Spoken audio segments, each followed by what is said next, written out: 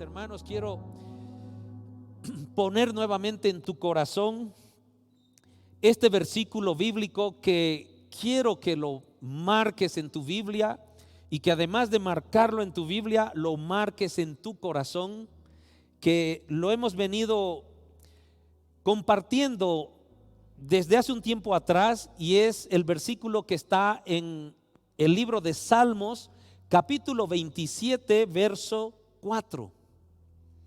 Sé que tienes planes, ¿verdad? Sabemos que tenemos proyectos. Quizá quieres abrir una empresa, quizás quieres que mejore tu negocio y estás expectante de algunos planes. Quizás tienes proyectos escolares, quizás tienes desafíos en las materias que llevas, ya sea en el colegio, ya sea en la universidad. Pero mis hermanos, mis hermanas, escuchemos esta palabra nuevamente, porque nuestro mayor anhelo hay veces se confunde con las cosas que nosotros planificamos aquí en nuestra vida, en tu trabajo, en tu familia, donde te reúnes con amigos, y hay veces nos distraemos en tener un objetivo claro. La pregunta es, ¿cuál es tu propósito principal en tu vida? ¿Verdad? Nos habíamos planteado eso. ¿Cuál es el propósito? ¿Cuál es la prioridad en tu vida? Salmos 27:4. Escuchen lo que el Señor nos sugiere. Lo único que le pido al Señor, lo único. Seguro que tienes en tu corazón muchas cosas que le pides, ¿verdad? Quizá esta mañana oraste de rodillas ante Él y tenemos una larga lista de peticiones, ¿cierto?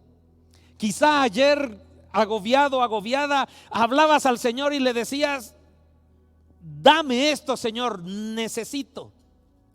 Pero escuchen lo que el Señor pone esta mañana en nuestro corazón nuevamente. Lo único que le pido al Señor, lo que más anhelo, es vivir en la casa del Señor todos los días de mi vida, deleitándome en la perfección del Señor y meditando dentro de su templo. No está mal que tengamos planes, ¿verdad? No está mal que tengamos proyectos, no está mal que tengamos objetivos que cumplir aquí en la tierra, en las actividades que realizamos. Pero mis hermanos, mis hermanas, el mayor anhelo de tu corazón, lo máximo que puedes pedir, es decir, la petición número 1 de tu lista, es vivir en la casa del Señor todos los días de tu vida. Estamos clamando para vivir la eternidad en la presencia del Señor, deleitándonos en su perfección y dentro de su templo, ¿verdad? Salmos 27:4. Si alguna vez estás confundido con tus objetivos, si alguna vez estás distraído con las metas que quieres lograr, quieres tener una gran profesión, quieres tener éxito en tu trabajo, debes parar un rato y decir: ¿cuál es mi mayor anhelo? Es vivir todos los días de mi vida en el templo del Señor, deleitándome de su perfección. Ese es. Amén. Porque somos, queridos, somos una generación inconmovible. Estamos madurando para ser una generación, una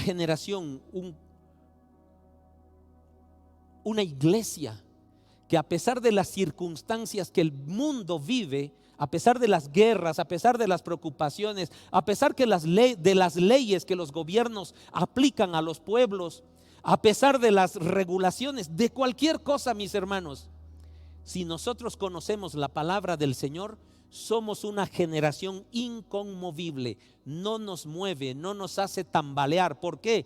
Porque la palabra nos muestra inclusive el futuro de mi vida. Amén. Entonces, estamos caminando en esa dirección, mis hermanos.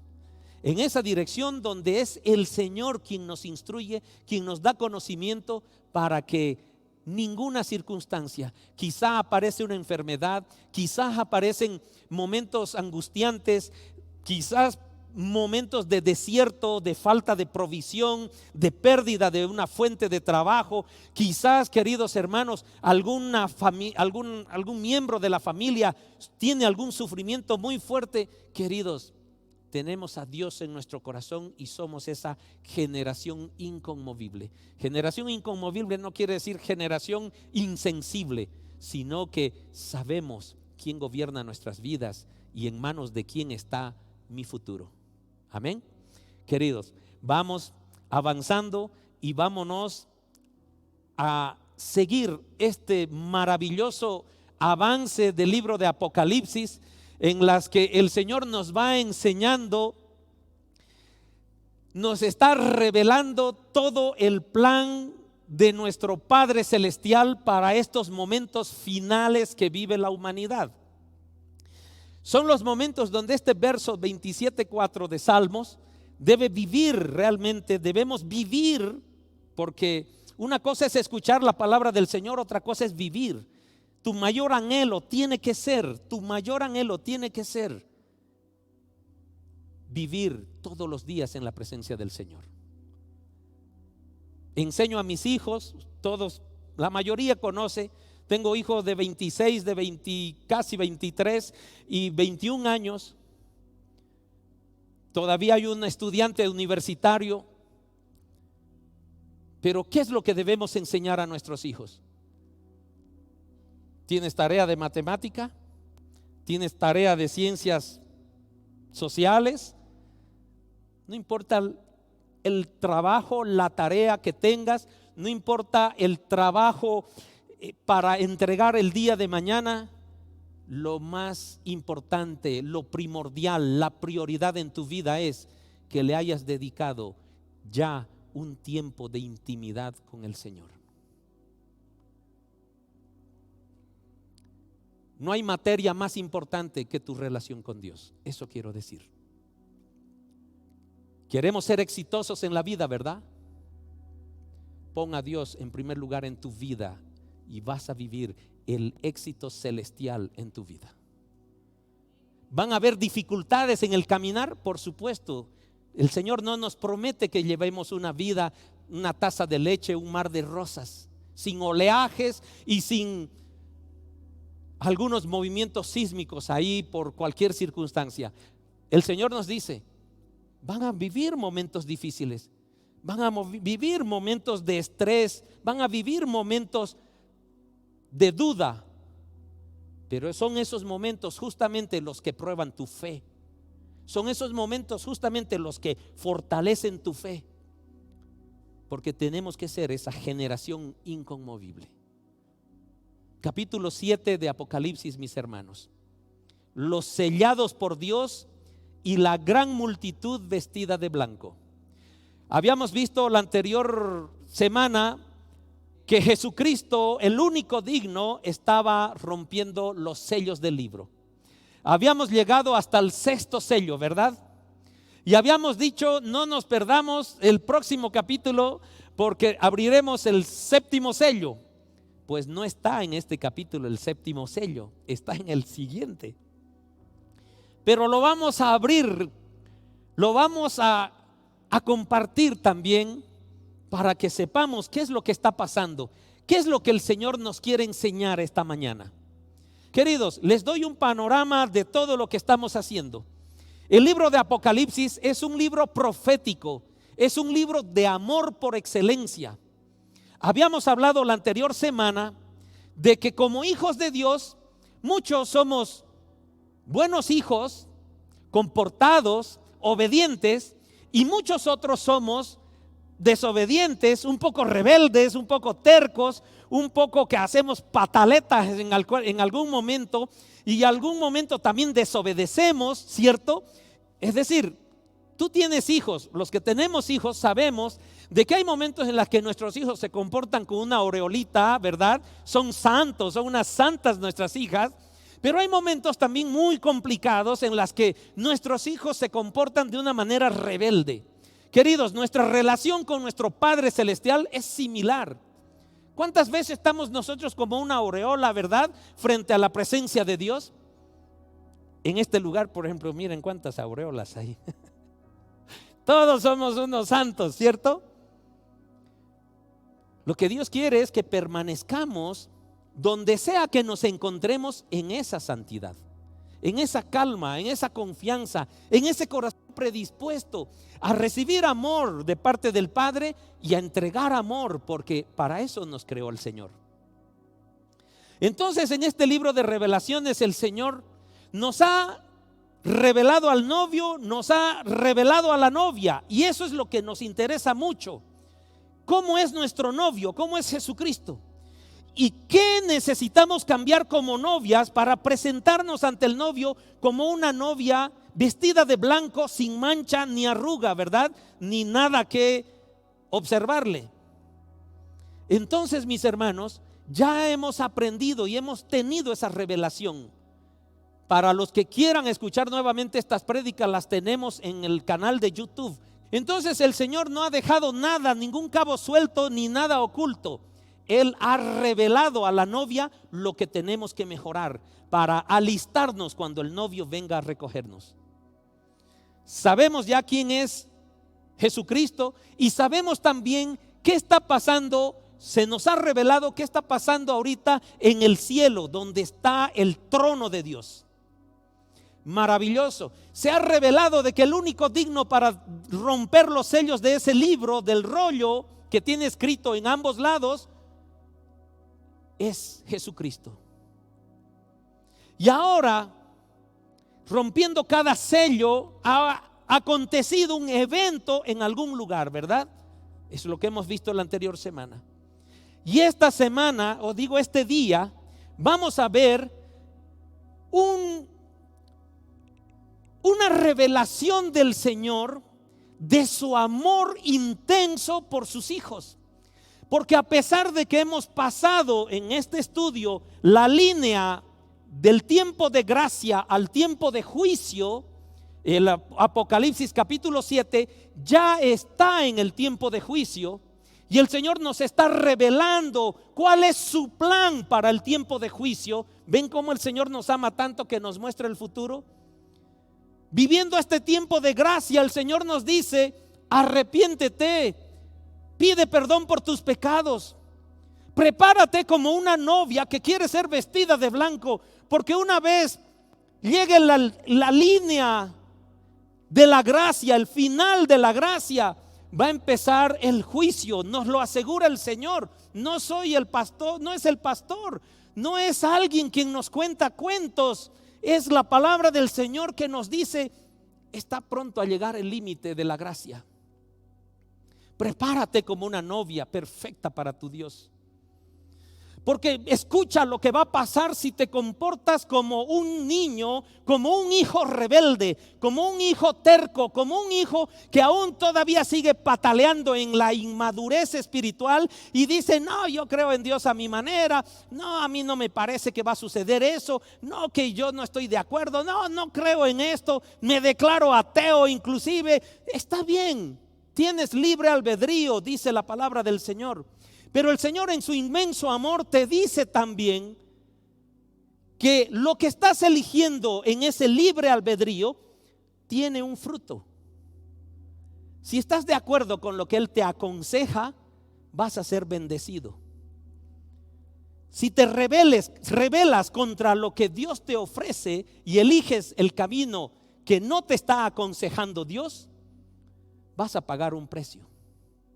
Pero en ese inmenso amor de Dios, queridos hermanos, es que estando ya en la etapa del juicio, ya empezó la tribulación. Y en este capítulo Dios nos revela cuál es la expresión de misericordia y de amor que el Señor tiene por aquellos que Él quiere salvar a pesar de que empieza el tiempo de juicio. El Señor no quiere que nadie perezca por nuestra insensatez, por nuestra inmadurez espiritual. Quizás, hermanos, alguno de nosotros lleguemos a la línea, al final de la época de gracia y nos hayamos seguido comportando como hijos rebeldes. Quizás hemos iniciado el tiempo del juicio, está bien. El Señor te dice, aún si vives en el tiempo del juicio, te amo tanto que vas a tener la oportunidad de salvarte. Dale un aplauso al Señor. Dile gracias al Señor. Aún viviendo el tiempo de gracia, las personas que permanezcan en la tierra en ese tiempo, habrá la oportunidad de salvación. ¿Y cuál es el plan? Aquí en este capítulo el Señor nos revela ese plan de salvación para aquellas personas que se van a quedar en el tiempo de juicio, en los 7 años, en la semana 70 que revela Daniel en su libro. Entonces dice Apocalipsis 7:1, Juan está siendo revelado en su espíritu y nos comparte: después vi a 4 ángeles que estaban de pie en las 4 esquinas. Esta versión, Nueva Traducción Viviente, dice en las 4 esquinas. Otra traducción dice: estos 4 ángeles estaban en los 4 puntos cardinales. Estaban en el norte, en el sur, en el este y en el oeste. Otra versión dice: estos 4 ángeles estaban en los 4 ángulos o en los 4 extremos. Habían 4 ángeles ahí. Creo que ubicamos mejor los puntos cardinales, ¿verdad? Había un ángel en el norte, otro en el sur, otro en el oeste y otro en el este. 4 ángeles. Los 4 ángeles sujetaban los 4 vientos para que no soplaran sobre la tierra, ni sobre el mar, ni sobre ningún árbol. Queridos, estos 4 ángeles estaban en los 4 puntos cardinales, evitando que los vientos soplaran. ¿Qué son los vientos? ¿Por qué estos ángeles estaban preocupados de los vientos? Queridos, en toda la palabra del Señor, el viento es significado de juicio. Es decir, estos vientos no eran la brisa con la cual Dios habló al profeta cuando estaba en la cueva. No, estos vientos son huracanes, son tornados, son tempestades que vienen a hacer, por orden de Dios, juicios sobre la tierra. Son vientos de juicio. Pero estos 4 ángeles retenían en los 4 puntos cardinales. Estas tormentas, estas tempestades no van a entrar por orden de Dios. ¿Por qué? Porque hay un plan de salvación de Dios. No entren todavía, ¿verdad? ¿Por qué? Porque hay un propósito de Dios. Verso 2 dice: vi a otro ángel que subía del oriente, del este. Subía del oriente llevando el sello del Dios viviente. Queridos hermanos, para este momento nosotros como iglesia estamos ya representados por aquellos 24 ancianos sentados en el trono, ¿verdad? Vestidos de blanco y alabando con nuestras coronas más delante del Señor. Pero acá, ¿y por qué hemos tenido el privilegio, queridos, de subir a los cielos con nuestro novio?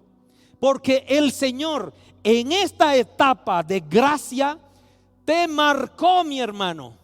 Recibiste el sello del Espíritu Santo para que el mundo reconozca en ti que estás listo para ir donde el Señor. Gloria a Dios, ¿verdad? Dale un aplauso al Señor. El Espíritu Santo nos ha marcado. La iglesia está marcada por el Espíritu Santo. Y por lo tanto, en este momento de Apocalipsis 7, que ya estamos en la etapa de juicio, la iglesia, la novia, no está aquí. Habíamos aclarado que hay una doctrina que cree que la iglesia se va a quedar toda la gran tribulación inclusive. A ciencia cierta, mis hermanos, yo como pastor, como persona que estoy compartiendo el evangelio, creo que nos vamos antes de la gran tribulación por muchos versos que ya hemos compartido. Pero si el Señor en su voluntad, la doctrina que cree que nos vamos después de la tribulación es la que va a aplicar, porque aquellos otros de esa doctrina también tienen versículos que sustentan. No es que nomás por capricho, ¿verdad? Entonces, mis hermanos, la promesa de Dios, que nos vayamos antes o nos vayamos después, es de que Dios cuidará a su pueblo de la hora de la ira. Amén. Entonces no debemos temer, porque estaremos protegidos si es que el plan de Dios es llevarnos después de la gran tribulación. Cosa que yo no creo, mi hermano. Pero eres tú libre de estudiar la palabra del Señor, de leer otros estudios y de tener esa intimidad con el Señor, para que el Señor te revele también cuál va a ser el plan de Dios. Amén. Para mí, casi estoy seguro, pero como no estoy en la voluntad del Padre, ¿verdad? En su plan, mis pensamientos son más altos que los tuyos, me dice. La iglesia que ha sido marcada por el Espíritu Santo ya está en la gloria con Él. Y aquí el Señor está expresando su misericordia y su amor por todas aquellas personas, sus criaturas que se han quedado por rebeldes, por tercos, por desobedientes, y tiene un plan de salvación para ellos. ¿Y cuál es? Vi a otro ángel que subía del oriente llevando el sello del Dios viviente. Este ángel lleva un sello, queridos. Sí, aquel sello que tal vez tú tienes en tu empresa y sellas, ¿verdad? Recibido, cancelado, pagado, no lo sé. Este es un sello. No es el mismo sello que usó con su iglesia, porque las personas que se quedan dentro del tiempo de juicio de Dios ya no se llama iglesia, se les llama los santos. Los santos que salen de la gran tribulación. Ya no le llama iglesia. Ya no se vuelve, curiosamente, y es uno de los argumentos que también convencieron en mi corazón de que la iglesia se va antes de la tribulación, es de que en este periodo de tiempo de juicio no habla la palabra del Señor de su iglesia ya, sino habla de los santos que salen de la gran tribulación. Porque la iglesia, en mi parecer, mi hermano, ya está en la gloria con el Señor. Entonces, este ángel subía con un sello. Tenía el sello del Dios viviente. Gritó a los 4 ángeles que habían recibido poder para dañar la tierra y el mar. No se sabe si estos 4 ángeles a los cuales les grita este ángel con el sello son a los 4 ángeles que están en los puntos cardinales. No aclara la palabra, pero tampoco nos influye demasiado para entender el mensaje preciso del Señor en este capítulo. Sean ellos o no sean ellos, la cosa es que este ángel con el sello del Dios viviente les da un mensaje y les dice: esperen, no hagan daño a la tierra, ni al mar, ni a los árboles. Es muy probable que les hablaba a ellos de los 4 puntos cardinales. Hasta que hayamos puesto el sello de Dios en la frente de sus siervos. Es decir, no se va a hacer ningún daño a nadie, porque todavía tenemos que sellar a los que Dios está eligiendo. Escuchen eso. El día del juicio, como que un rato, aquí hay un plan de Dios para todas estas personas que Dios quiere darles la oportunidad de salvación, a pesar de las circunstancias de juicio que están viviendo. Dice: y oí el número. Juan oye el número. Oí el número de los que fueron marcados. De los que fueron marcados, es decir, para cuando Juan oyó, ya fueron marcados, queridos. Qué eficiencia de trabajo, ¿no? de este ángel. Gloria a Dios. Y oí el número de los que fueron marcados con el sello de Dios. Fueron sellados 144,000 de todas las tribus de Israel. Mis hermanos, ¿quiénes son los que quedaron para el tiempo de juicio? Yo creo que la iglesia no, porque la iglesia subió en el tiempo de gracia. Quienes quedaron en este lugar es el pueblo de Israel, porque rechaza a Jesucristo como su Señor y su Salvador. Y la iglesia sube por fe de salvación en Cristo Jesús, ¿verdad? Entonces, ¿quiénes se quedan en la tribulación? El pueblo de Israel, más todos los gentiles caprichosos que escucharon la palabra del Señor y no les dio la gana de arrepentirse en este tiempo. Entonces aquí están todos los gentiles más el pueblo de Israel. Para tenerlo claro, ¿quiénes están viviendo el tiempo de tribulación? Entonces el Señor tiene como plan y les dice al ángel: anda y sella 144,000 de Israel. Entonces, como está el pueblo de Israel ahí, Dios da la orden en su plan de que 144,000 personas israelitas sean selladas con el sello del Dios viviente. Y el versículo 5, 6, 7 y 8 ordena a Dios qué cantidad de cada tribu. Lo vamos a leer rapidito. De la tribu de Judá, 12,000. De la tribu de Rubén, 12,000. De la tribu de Gad, 12,000. De la tribu de Aser, 12,000. De la tribu de Neftalí, 12,000. De la tribu de Manasés, 12,000. Subraya eso. De la tribu de Manasés, 12,000. De la tribu de Simón, 12,000. De la tribu de Leví, 12,000. De la tribu de Isaacar, 12,000. De la tribu de Zabulón, 12,000. De la tribu de José, subrayamos Manasés, ¿verdad? Subrayamos José. De la tribu de José, 12,000. Y de la tribu de Benjamín, 12,000. Son 12 tribus que aquí Dios ordena. Y 12 por 12,000 da 144,000. ¿Por qué les pedí que subrayasen Manasés y José? Solo como un paréntesis, mis hermanos. Dentro de estas 12 tribus, pues no están todas los 12 hijos de Jacob, que son las 12 tribus de Israel. Falta Dan. Hay un hijo de Jacob que se llama Dan y no está tomado en cuenta acá, ¿verdad? Sé que es fácil no notarlo porque ni yo lo noté cuando lo estudiaba. Dan, la tribu de Dan no está tomada en cuenta para escoger 12,000 de ahí. ¿Por qué? Porque la tribu de Dan fue la tribu que idolatró dioses paganos. Y la palabra del Señor dice de que quien opta por la idolatría pagana de otros dioses va a ser expulsado del pueblo de Dios. Entonces la tribu de Dan no está tomada en cuenta acá. ¿Por qué dije que subrayaran de la tribu de José? Y en vez de Dan entra Manasés. ¿Y quién es Manasés? Manasés es el hijo menor de José. O sea, es tomada en cuenta la tribu de José y además es tomado en cuenta el hijo mayor de José, Manasés. ¿Se dan cuenta? Entonces como que José recibe el doble bendición, porque al elegir de José va a elegir de Manasés, ¿verdad? Pero elige de José y elige de Manasés.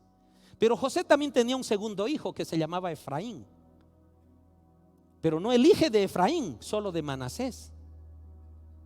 Y según los estudios, Efraín también, llamémoslo, es una subtribu de José que se dedica a la idolatría. Por eso los detalles de esto. Cerramos paréntesis. Mi hermano, pongo estas cosas en las manos de ustedes para estimularlos. Quizás ustedes pueden seguir estudiando esto, pueden seguir buscando. Qué interesante es esto, ¿verdad? Seguimos. Entonces, queridos, ¿qué es lo que pasa en estos versículos del 1 al 8? Dios prepara un equipo de israelitas de a 12,000 por esas tribus que menciona, que el total hace 144,000 que son sellados con el sello del Dios viviente. Pastor, ¿y qué sello le ponen? ¿Qué le ponen ahí? Tranquilos, el Señor no deja sin revelar nada, ¿verdad? Por eso que tenemos que escudriñar. Y además, ¿cómo escogió estos 12,000 de cada tribu? También está. Y bueno, Dios tiene soberanía, mis hermanos. ¿Por qué no eligió a la tribu de Dan? Acabo de dar un argumento, pero no estoy seguro si fue el argumento de Dios para hacer eso. Quizás sí, porque hay mucho sustento espiritual. Pero quizás Dios tiene otro argumento más, porque es Dios. Y Dios es soberano para elegir las cosas. ¿Por qué eligió a Manasés? Dios es soberano, mi hermano. ¿Me entiendes? Entonces, querido, y pastor, ¿por qué 144,000 y no 140,000 o 144,030? ¿Por qué ese número? Dios, mis hermanos, nos enseña a través de los números también. El número 12 es la perfección de gobierno.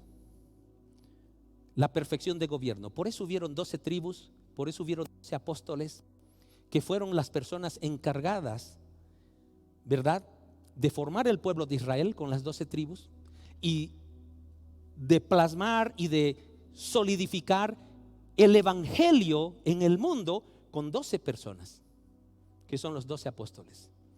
El número 12 significa gobierno perfecto, evidente, formado por Dios. ¿De acuerdo? Entonces, si nos ponemos a pensar, 12 por 12 da 140, ¿correcto? Pero, a ver, Dios agarra 12 tribus, gobierno perfecto, y dice, de cada tribu voy a sacar 12,000. Es decir, saco lo perfecto, elijo el pueblo, los pueblos perfectos, y saco los perfectos de cada pueblo. Y como quiero bendecir a mis hijos porque los amo demasiado, la gran bendición de Dios siempre va por 1,000. ¿Cuáles son las bendiciones cuando Dios te bendice? ¿Hasta qué generación te bendice Dios? Hasta 1,000 generaciones, ¿verdad? Entonces Dios dice, voy a sacar de las 12 tribus que yo amo, voy a sacar a 12 personas especiales, perfectas también, pero los voy a bendecir tanto que va a ser esto por 1,000. Sale 144,000. ¿Para qué estos 144,000? Mis hermanos, estos 144,000 israelíes, judíos sellados con el sello viviente de Dios, son los encargados en todo este tiempo de tribulación de predicar el evangelio de Jesús. Ellos son los Pablos de ese tiempo. No creían en Jesús, ¿verdad? ¿Cómo era Pablo? Mataba cristianos. Estos judíos no sabían nada de Jesús, o sea, sabían, pero lo rechazaron. Dios escoge a su mismo pueblo y les dice, va, seguramente, quizás, hermanos, vamos a ver escamas de sus ojos salir como le sucedió a Pablo, no lo sé, pero estos 144,000 del pueblo de Israel son los encargados de la evangelización. ¿De quiénes? Habíamos visto que quienes se quedaron, ¿quiénes son? El pueblo de Israel y todos los demás pueblos que la Biblia llama gentiles, o hijos que creen en Dios pero fueron rebeldes, se portaron ahí con pataletas delante de Dios, ¿verdad? Aquellos están viviendo esa época. Estos 144,000 conquistan la tierra para llevar el evangelio. Por eso dice en el verso 9, después de esto vi una enorme multitud de todo pueblo y toda nación, tribu y lengua, que era tan numerosa que nadie podía contarla. Estaban de pie delante del trono y delante del Cordero. Vestían túnicas blancas y tenían en sus manos ramas de palmera. Queridos, este verso revela los frutos de estos 144,000. Todas estas personas son personas evangelizadas por los 144,000 que Dios selló. ¿Se dan cuenta? Y como dice la palabra, una enorme multitud. Queridos, la conquista del evangelio en la época del juicio es una enorme multitud.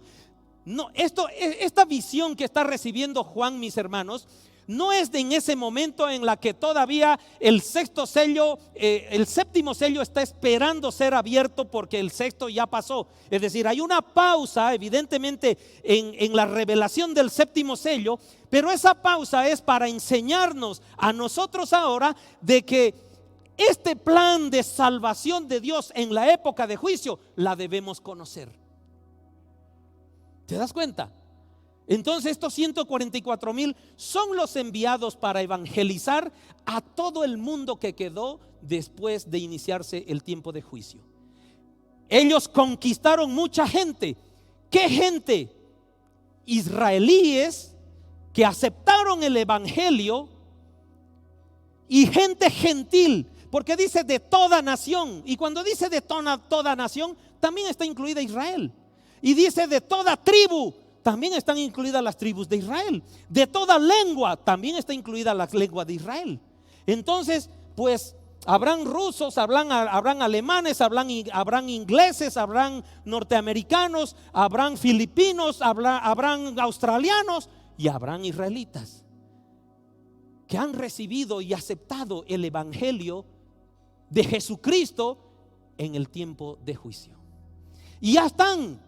Y ya la revelación nos muestra, porque no es una revelación temporal, es una revelación que nos está enseñando qué va a pasar en todo ese tiempo de tribulación. Y nos dice que ya estaban delante del trono, delante del Cordero, vistiendo túnicas blancas y tenían en sus manos ramas de palmera. La rama de palmera, queridos, es un símbolo de victoria. Vencieron. A pesar de las circunstancias de la tribulación, ellos vencieron. Y gritaban con gran estruendo. Escuchen lo que gritaban esta enorme multitud. La salvación, ¿ve? Que son salvos, están delante del trono.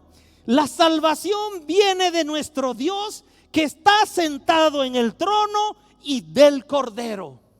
Dale un aplauso al Señor, mis hermanos, porque esta es una expresión viva del amor de Dios, a pesar que empezó el día del juicio. Dios está interesado en que tú y yo, mis hermanos, seamos salvos. Mejor ahora, en este tiempo.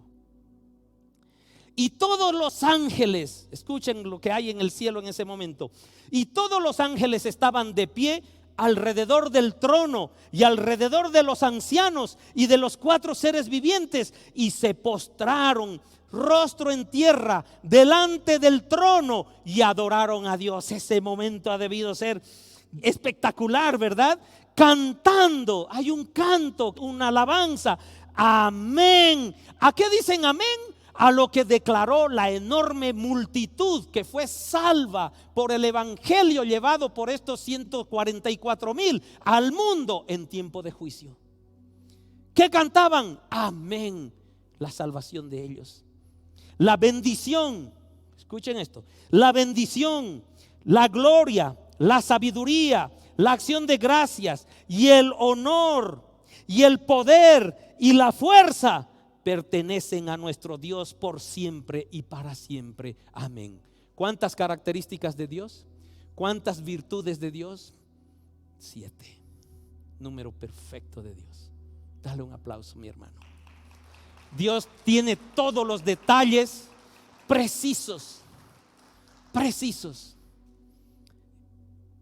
Entonces, uno de los 24 ancianos, ¿qué representan los 24 ancianos? La iglesia, ¿verdad?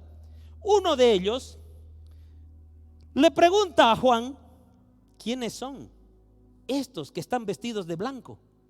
¿De dónde vienen? No era una pregunta para hacerlo caer a Juan. A ver si sabes, Juancito, te estoy tomando examen. No. Era nada más como un acercamiento para justamente revelarle la información. ¿Quiénes son? Y yo le contesté, dice Juan: tú eres quien lo sabe, Señor. Entonces él me dijo: estos son los que murieron en la gran tribulación. Ahí nos revela quiénes son. Ya están delante del trono de Dios. Estos son los que murieron en la gran tribulación. Han lavado y blanqueado sus ropas en la sangre del Cordero. ¿En qué lavas tú? ¿Con qué lavas tu ropa? Agua, ¿verdad? Para que salga limpia. ¿Alguna vez has lavado con sangre? Hermana, si lavas con sangre, ¿qué color saldrá? Roja, ¿no? Es un mensaje espiritual, ¿verdad? La sangre del Cordero nos lava del pecado. Entonces, queridos, esta generación que está viviendo, que ha vivido ya, porque la visión que nos comparte Juan es que ya pasó inclusive la gran tribulación, y nos está hablando de qué pasó para que haya una enorme multitud salva.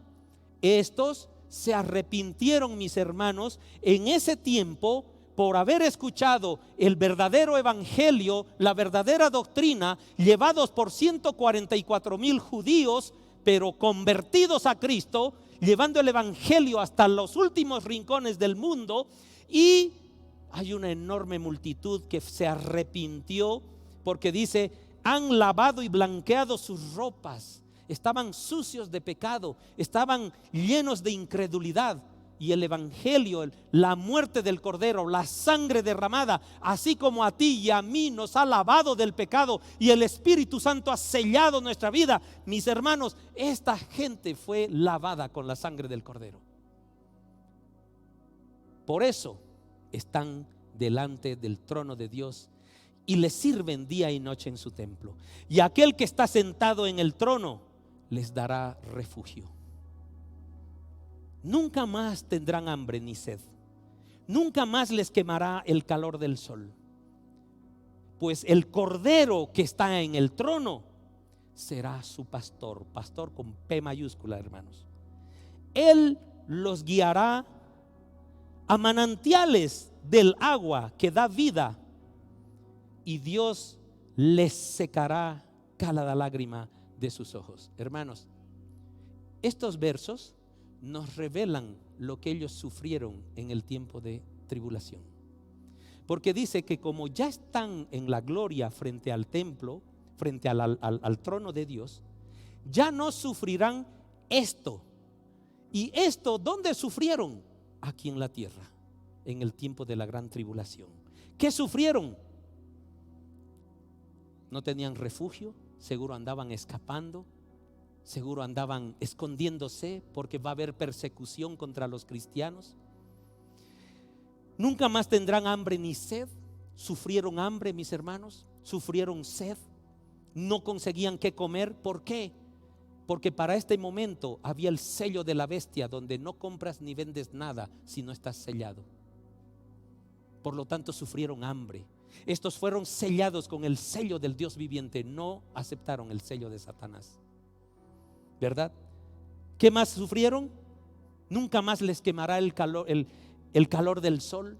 Seguramente vivieron en desiertos, seguramente no tenían un techo donde descansar y sufrieron. Pues el Cordero que está en el trono será su pastor. No había una congregación como esta, mis hermanos, donde quizá había alguien quien les predique la palabra. No, ha debido ser a ocultas. Alguno de esos 144,000 se reunió seguramente con una familia para entregarles el mensaje de salvación, pero eran perseguidos, así como es en Irán ahora, que la gente cristiana se reúne en túneles de lo más secreto y solo susurran el evangelio, ¿verdad? Pues el Cordero que está en el trono será su pastor. Él los guiará a manantiales del agua que da vida, y Dios les secará cada lágrima de sus ojos. ¿Se dan cuenta cuánto lloraron esta gente? ¿Se dan cuenta? Pues ahí en la gloria ahora, delante del trono de Dios, ya no tendrán lágrimas de lamento. Isaías 49:10. Isaías está profetizando este momento. No tendrán hambre ni sed, ni el calor ni el sol los afligirá, porque el que tiene de ellos misericordia los guiará y los conducirá a manantiales de agua. Como Isaías tuvo esa revelación como 400 años antes. Idéntica, ¿verdad? Esa es la congruencia de la palabra de Dios. Entonces, mis hermanos, sé que hay muchas preguntas ¿Qué sello, pastor? ¿Verdad? Nos vamos a ir 14:1, se los comparto así, los estoy spoileando para el capítulo 14. Dice así: luego vi al Cordero de pie sobre el monte de Sión, y con él había 144,000 que tenían el nombre del Cordero y el de su Padre escrito en la frente. Aquí decía Jesucristo y aquí seguramente decía Jehová. Y los 144,000 estaban sellados con el nombre del Cordero y el nombre del Padre. ¿Qué hace Satanás? Que es un copión. Sella también en el tiempo de la gran tribulación, ¿verdad? Con un número, nos dice la palabra. Pero en realidad, si nosotros vamos a leer ese versículo donde está el número 666, el sello de la bestia no es 3 números 6, sino también un nombre que sumada a sus letras en hebreo da 666. Así es, mis hermanos. El sello de la bestia no van a ser 3 números 6, va a ser el nombre. ¿Por qué? Porque Satanás es un copión. Estos 144,000 fueron sellados con el nombre del Cordero y del Padre. Lo mismo va a hacer Satanás, porque Jesucristo no selló, dice la palabra, con un número. ¿Y saben qué número da Yeshua en hebreo? 888, el inicio de una nueva conquista, que es Jesucristo. Dale un aplauso al Señor. Ese es nuestro Padre. Y les voy a seguir spoileando en Apocalipsis 14. Apocalipsis 14:2 dice: y oí un sonido que venía del cielo, era como el rugido de grandes olas o sea, está Jesucristo y está con los 144,000. ¿Qué quiere decir ya en el capítulo 14, mis hermanos? Que el Cordero está con 144,000. ¿Saben qué pasa en la época de la gran tribulación con estos 144,000? Nadie los toca, no muere ni uno solo de los 144,000. ¿Por qué? Porque están sellados con el nombre del Cordero y el nombre de Jehová. ¿Se dan cuenta? Salen ilesos después de proclamar el evangelio en el mundo y conquistar enormes multitudes para el Señor. Pero no les pasa nada a los 144,000 porque siguen vivos con Jesucristo. ¿Qué les pasa a esa enorme multitud que recibió a Cristo en esta época? Primero vamos a ir. Ese gran coro entonaba un nuevo canto maravilloso delante del trono de Dios y delante de los 4 seres vivientes. Los 144,000 están en el trono. Nadie podía aprender ese canto aparte de los 144,000 que habían sido rescatados de la tierra. Los 144,000 habían sido rescatados de la tierra. Ellos se han mantenido. Escuchen, ¿por qué eligió Dios a 12,000 de cada tribu? Escuchen las características de esta gente. Ellos se han mantenido tan puros que son virgen. Estos 144,000, queridos, no tuvieron relaciones sexuales y eran personas adultas. Eran personas maduras, elegidas por Dios. Y son los que siguen al Cordero donde quiera que va. Han sido comprados, escuchen esto, de entre los pueblos de la tierra como ofrenda especial para Dios y para el Cordero. ¿Se dan cuenta? En otra versión dice que estos 144,000 son las primicias de Dios y del Cordero. ¿Y qué elige el pueblo de Israel aquí en la tierra para entregar primicias a Dios? Lo mejor, la primera cosecha. Estos 144,000 son la primera cosecha del pueblo de Israel. No les pasa nada, son rescatados de la tierra. ¿Qué les parece? Ellos no han dicho mentiras y son intachables. Esas son las características, mi hermano. Es por eso que nosotros, mis hermanos, en esa guía del Señor, invitamos a nuestros adolescentes y a nuestros jóvenes a partir de 13 años hacia adelante a que hagan un compromiso con Dios. Un compromiso de guardarse vírgenes hasta el día del matrimonio. Pastor, esto está loco, no saben qué épocas anda. Queridos, eso agrada a Dios, no es para mí. Y aquí tuvimos una cantidad de jóvenes e inclusive personas adultas que quizás son divorciadas, son viudas, dijeron: pastor, yo me voy a poner un anillo de compromiso para el Señor y me voy a guardar. Son decisiones de valientes, mis hermanos. Y si algún joven no ha hecho este compromiso con el Señor y quiere hacerlo, queridos, solo hable conmigo. Yo les animo a hacerlo, porque eso agrada el corazón de Dios. Guardarme virgen, seas hombre o mujer, mi hermano, mi hermana, hasta el día del matrimonio, porque ese momento es el correcto a los ojos de Dios. Y aquí enseñamos eso. Por eso nuestros jóvenes brillan. Amén. Y cada uno tiene su compromiso con Dios. Queridos, esos son los 144,000. ¿Qué pasa con aquella enorme multitud que fue salva? ¿De cómo fue salva? ¿Qué le pasó? O sea, escuchen otra spoileada de Apocalipsis 20, verso 4. Dice Juan: después vi tronos, y los que estaban sentados en ellos, en esos tronos estaban sentados, los que estaban sentados en ellos habían recibido autoridad para juzgar. Oye, mira, a los que se sentaron en esos tronos tenían autoridad para juzgar. Está hablando ya del fin de los tiempos. Vi las almas, escuchen esto porque lo tengo subrayado. Vi las almas de aquellos que habían sido decapitados por dar testimonio acerca de Jesús y proclamar la palabra de Dios. Queridos hermanos, ya lo dijimos antes, pero quería confirmar con la palabra. La gente, la enorme multitud que llega al trono de Dios vestido de blanco por haber sido conquistados por el evangelio enseñado por aquellos 144,000 judíos mesiánicos, murieron decapitados. La palabra del Señor dice que los que son salvos en esta época mueren de esa forma.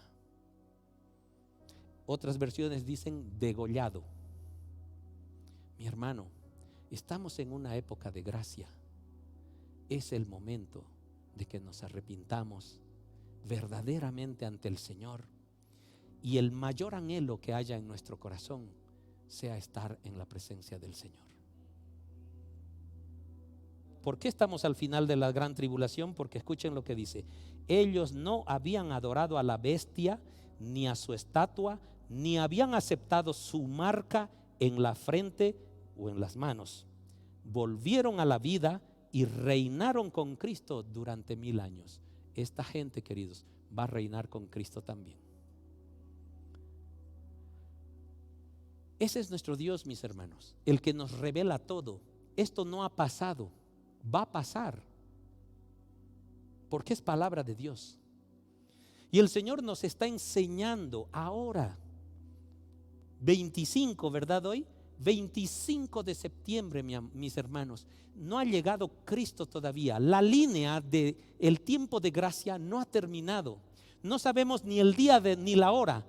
Los eventos nos dicen que está pronto, pero no conocemos cuándo. Puede ser esta tarde, puede ser mañana, puede ser la próxima semana, puede ser. Mis hermanos, es el momento. Es el momento. Esta enorme multitud fue lavada con la sangre del Cordero porque se arrepintió. Tú no estás aquí por casualidad, mi hermano, mi hermana. Tú estás aquí porque Cristo te ha traído aquí. Yo quiero que cierres tus ojos. Tú que estás conectado en línea, también cierra tus ojos ahí donde estás. Y el Señor esta mañana te invita de manera personal a ti, como una persona única en este mundo. Esta mañana Jesucristo quiere hablar a tu corazón y te dice: amado mío, amada mía, estoy aquí para lavar tus pecados con la sangre que derramé en la cruz por ti.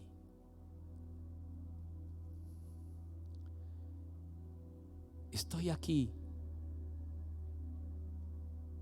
para que tomes la oportunidad de arrepentirte y que mi gracia bendiga tu vida dándote salvación. Es un tiempo grandioso, te dice Jesús. Es un tiempo perfecto. Hoy es el día.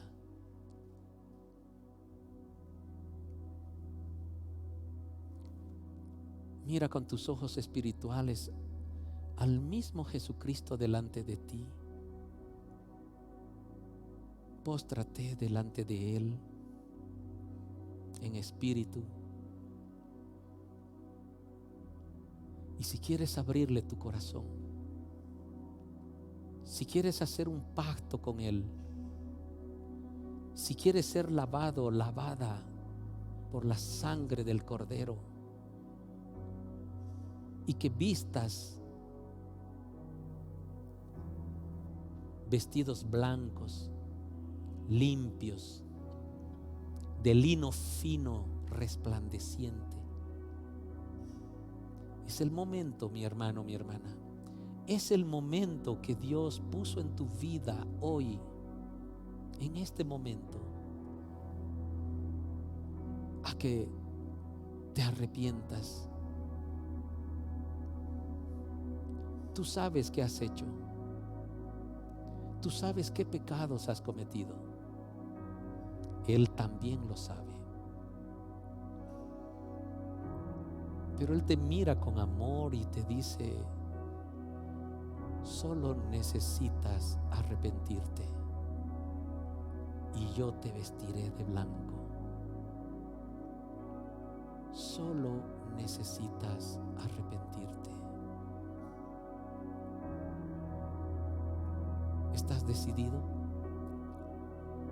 ¿Estás decidida a arrepentirte? Respóndele a Jesús: sí, Señor, hoy me arrepiento. Inclínate ante Jesús y dile: te pido perdón, Señor, por mis pecados. Me arrepiento de haberlos cometido. Sé que he entristecido tu corazón con cada uno de ellos, pero quiero empezar una nueva etapa, una nueva vida. Quiero nacer de nuevo, Señor Jesús. Acepta, por favor, mi arrepentimiento. Te pido perdón de todo corazón. Ya no voy a hacer las mismas cosas a partir de hoy. Así como dice tu palabra, Señor Jesús, mi mayor anhelo, mi mayor petición en mis oraciones será estar contigo todos los días de mi vida.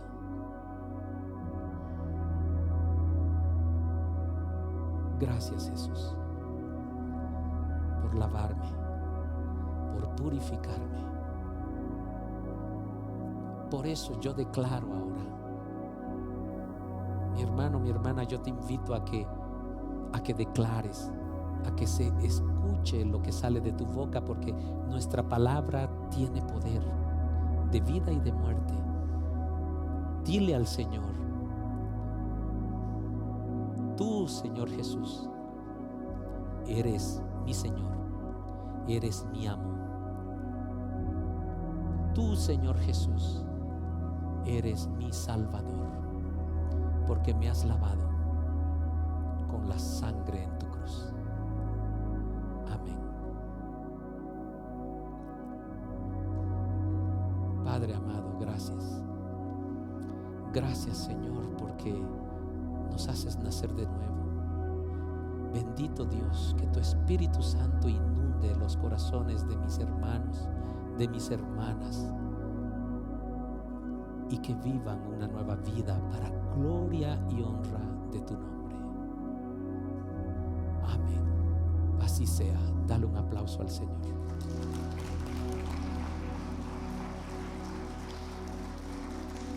Mi hermano, esa oración que acabas de hacer, espiritualmente,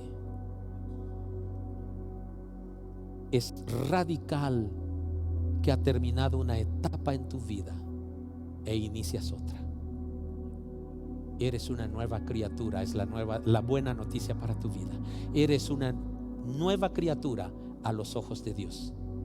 Aquella historia que habías escrito hasta el día de hoy, el Señor